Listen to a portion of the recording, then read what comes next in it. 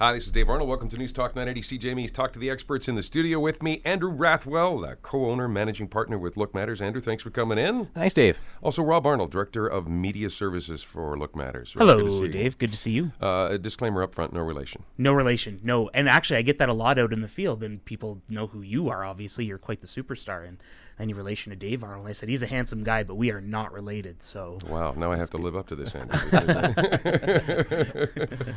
I'm looking forward to the conversation we're going to have here. This is the marketing world is changing, Andrew. I mean that's the bottom line. And Look Matters, you're actively involved in following the trends and working with businesses and companies. How is the marketing world changing right now? I don't think we've seen changes like this in decades, and the speed of that change is just amazing.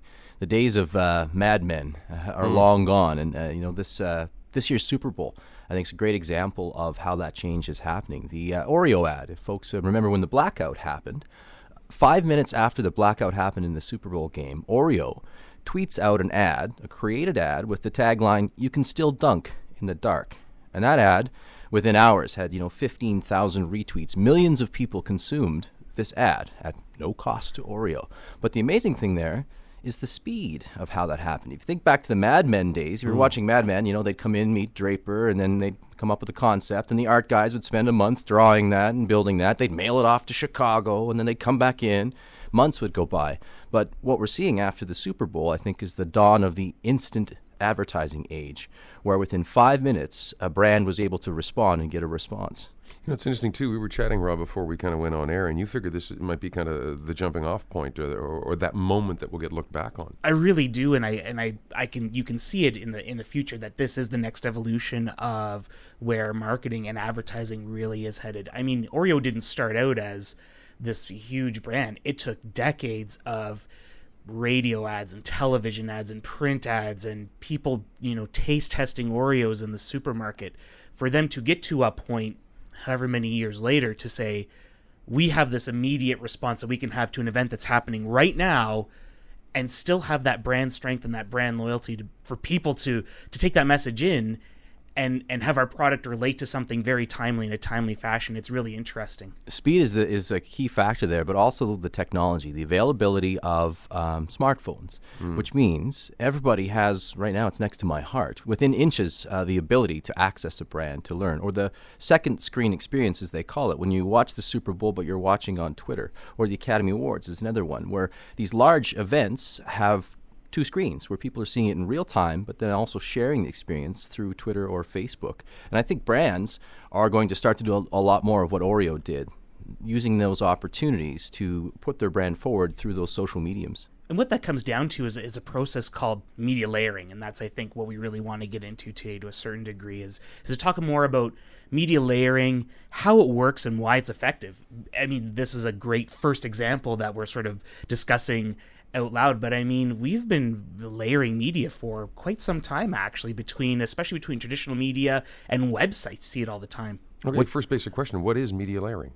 Well, I think it starts with what's available now, and that part of this challenge is the complexity of the options and the fragmentation of the audiences. So there's always been layers within media in traditional form, whether that's print, television, billboard. But the options that are available now make it a lot harder, I think, to be able to make the right choices. Yeah, that's exactly it, and it's being able to know which mediums work best together, and there's some natural, relations of ones that do work together. Radio and websites, again, like I said, been doing it for forever. Usually in a radio ad, you'll say, "Hey, visit our website," or "Go to our Facebook page," or something to that effect. Television and online has become another real sort of amalgamation of these platforms. Again, we're talking a lot about traditional media and the quote-unquote new media, and that's where you're going to see a lot of this crossover take over. And it doesn't have to be limited to two. You could certainly have a TV ad and a radio ad. There is a product, Shazam, that you could get on your smartphone, and they had there's certain TV ads that say, "Shazam this right now," and you go to a special offer, from the business, which is essentially on their website. So now you have TV, now you have the online, mobile component, and then you also have the website component. Plus, then you're going to move forward and you probably enter your information. Now they have you there for maybe a direct mail piece that'll come later. So it's the layering of all this that's really interesting. I mean, we get touched by thousands of advertising impressions, whether we know it or not, every day, whether it's on your smartphone, whether it's on your radio, on your TV, when you're surfing the internet. It's probably tens of thousands these days, to be honest. And it's a matter of filtering them out and finding out what's important to you. And that's where we come in, actually, at Look Matters. It's the old adage is that half my advertising isn't working. If only I knew which half.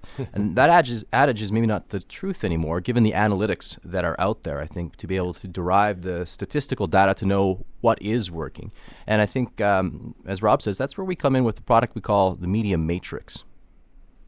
Media Matrix is it was an exercise to take all the discussions that we have about why mediums work and quantify them a little bit, to apply some analytical data, some statistical information from all different sources, and compile it into one product that says, we've taken all this data, so instead of piecemealing it together, we're going to have it all in one place, and we're going to be able to develop a plan that we think is a strong plan for you in your marketing endeavors based on the information you've given to us. So that's demographics, geographical limitations. Where are you advertising? Is it just in the city? Is it province-wide? Is it Canada? Is it further?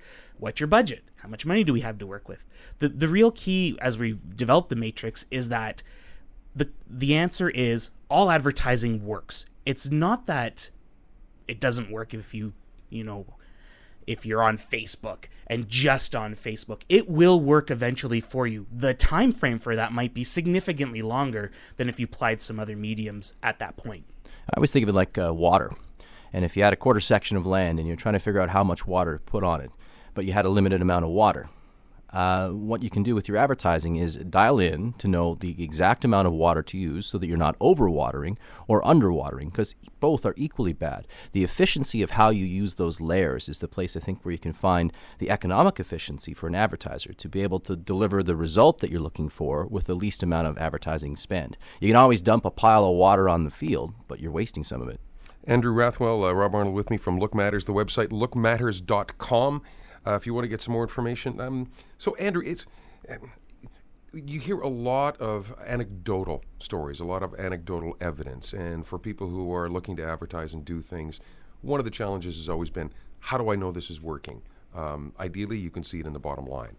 But is this kind of applying statistical analysis, mathematics, those types of efforts to try to fine-tune that a little bit more? Absolutely. It's taking the subjective and making it objective. And so the matrix allows us to objectively review the media choices, the media layering on the basis of cost, frequency, as Rob points out, the demographic data, to objectively say what is the most effective way to achieve the goals that you're looking to achieve, versus the subjective approach, which gives you that half of this may not be working, I don't really know. The other part of that, too, is that it allows us to take some of the intangibles and work those into data too, based on internal research with marketing folks that understand how these mediums work. It's more than just one person delegating a number to say, I think this works 3, which doesn't mean anything really. But if you get a panel, and we've been doing research like this forever, we've brought that research on a smaller scale, certainly, but still to qualified people to say, what do you think? You're familiar with how these work. You're familiar with the client. You tell us. What do you think? And then applying that data to the efficacy of the message itself and seeing how it'll work within the mediums as well. So listen, I need to take a quick break, guys, but when we come back, I'd love to dive a little bit more into this matrix, and I'd like to give maybe an example so we can kind of give a bit of a nuts and bolts thing, if that works. Yeah, sounds great. Sounds great, Dave. Andrew Rathwell, co-owner and managing partner of Look Matters. Also Rob Arnold, director of media services for Look Matters. The website, lookmatters.com.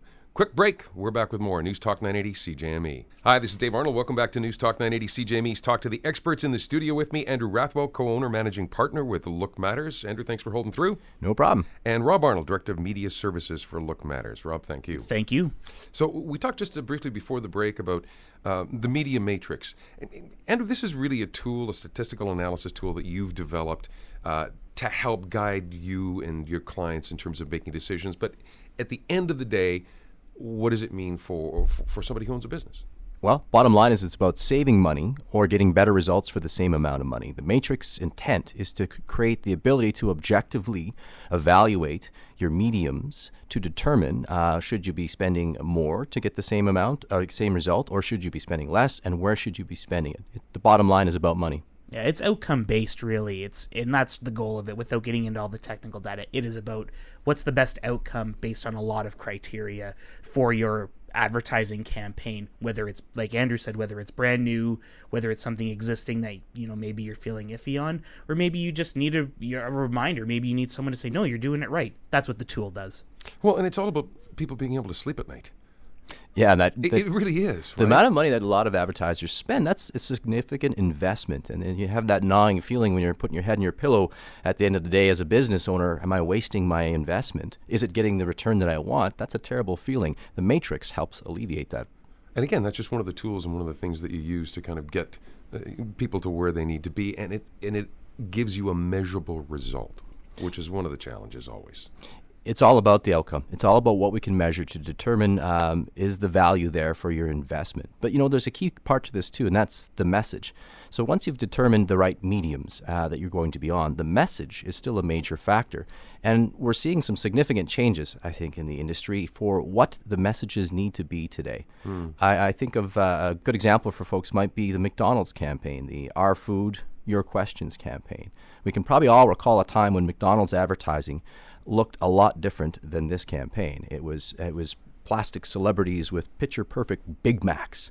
Yeah. But now the Our Food, Your Questions campaign is some pretty hard and blunt and awkward questions for McDonald's. And one of those questions being, and something I always used to ask, was, why doesn't my Big Mac look like that? And they, as part of this campaign, that was one of the questions they put through is, why doesn't my Big Mac look like the one on television or on the billboard or whatever? And that was a great answer. And he said, well, here's the process that we do. And it is photoshopped. And we do, make it look beautiful because that's what we do. We want you to come and have a Big Mac. It was so open and honest and it was refreshing. And I think that speaks to where advertising is, these days, is just no more ad speak. We don't have time for ad speak. We're all very busy. Like we mentioned earlier, we're probably bombarded by tens of thousands of advertising messages a day. It's up to us as marketing professionals to understand how we get that message into someone's head effectively so they do what they need to do with it. Well, let's take a local example, a little closer to home, too, rather than the multinational. Sweep. I mean, a great campaign. Great example there that in this case, our research indicated there was two driving factors for folks on what prevented them from recycling waste electronic equipment. And it was convenience. It was a major factor. And then concern about the environment was the other piece that would motivate people to do it. So our message then is rooted around those two things to hit the nail on the head when it comes to what people are looking for. So finding the saliency or the importance of the message is just as important as building the layers as we've built in the Sweep campaign. Mm-hmm. The other part of that comes back to a really important thing to me is that's building what we call brand equity. And everyone has it, and every business has it, and every product has it. In Sweep's case, over the past number of years, Look Matters has been working with Sweep. The brand equity and brand recognition has went from 3% to 86, I think is the number. In this year, yes. Which is fantastic. People understand. I mean, the phrase "sweep it to Sarcan" is in the lexicon of the province at this stage. And that doesn't happen overnight. That takes time, and that takes layers, and that takes a good, strong advertising plan. I always think of a brand wheel. If you think of a wheel, and there are spokes in this wheel, and there's a number of spokes. And that spoke could be your logo. That spoke could be your advertising. That spoke could be the person who answers the phone when I call your business. Each one of those spokes in your brand wheel needs to be strong for the wheel to be strong. There needs to be a consistent message of that brand across the piece. And back to our earlier point, it needs to be authentic.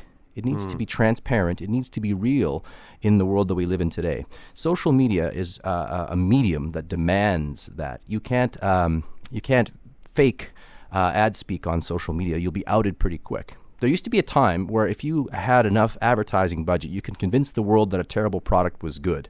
But in a world where instantly millions of people can talk about how bad your product is, you can't do that anymore.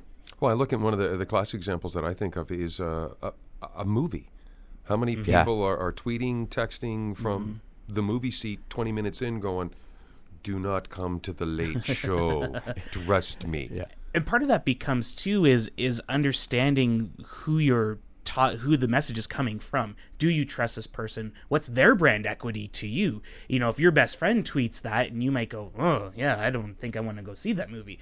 But if Joe Schmo, the movie reviewer guy that you don't even know, tweets that, you might go, what does he know? So again, it's really important in this world of, especially in social media, it's one tool in the toolbox, and while an important tool, and while a tool that can generate results immediately for you, it's one tool. And the complexity of that is what requires some strategy and how to navigate through these complex waters with multiple mediums with a need for a salient message. Well, Andrew Rathwell with me, by the way, co-owner, managing partner with Look Matters. Also, Rob Arnold, director of media services with Look Matters. Andrew, in years gone by, it was so much easier. You had 2, maybe 3 options, and this is where you could advertise. This is what you could do, and away you go. Exactly. It would just be a matter of determining the budget, spend, and away you go. But now that isn't the case anymore. New technology, new mediums, and the fragmentation of the audience is the other one. We've seen a fragmented world. When I was growing up, I don't want to date myself, but there was I think 5 channels I got to choose from. I had to get up and turn that knob. So now I really feel old. Yeah. But now, I mean, there's hundreds of channels. So all advertising is good. All of those channels are good. It's a question of the efficacy of how you do it. And how much of this really comes back to the client in the sense that them knowing what it is they're trying to achieve? Is there a guidance process there as well? That's really the important part, and that's where we come in, is to meet with the clients and speak to clients and guide them to say, what do you want to do? Like, I don't know your business yet. I need you to tell me about your business first before I can make any recommendations on what you should do, because I need to know what you can do before I can recommend things. Every tool works differently in the media landscape. So depending on what your outcome is, it's going to guide some of the decisions that are going to be made in the background. It's the first step in any process that we have in meeting a new client is to know, to learn more. I think we would never start a relationship with, hey, buy me some advertising, or hey, figure out what it should be. We need to know more before you can do it. You need to know the diagnosis before you can have the prescription. And part of that is, okay, do you want to sell a product? Are you trying to do some branding, imaging, all-around awareness? And those are 2 very different outcomes and 2 very different paths to take to get there. And when you know the metrics, then you can determine what's the return on that investment. Is there value in investing in what will be required to get the outcome that you want? And you can make judgments more objectively. And that's really what people are looking for, is the information that has been taken, compiled, put together, and here it is in a form that I can understand, and it's accessible to me, and now I can make some decisions that I know are going to be good decisions for me. Absolutely. Advertising, it's a tough world. Like, there's a lot that needs to be thought of, and that's where we come in. That's where we can help a business really understand what the choices you have. But equally, advertising is one spoke in that wheel. As I say, there are dozens of impressions that your brand or your company make on people. Advertising is one of those. Guys, thanks for coming in. It's been a great conversation. Really enjoyed it. Thank you. Thanks so much. Andrew Rathwell, co-owner, managing partner with Look Matters. Rob Arnold, director of media services for Look Matters. The website, lookmatters.com. This is Dave Arnold. Thanks for listening.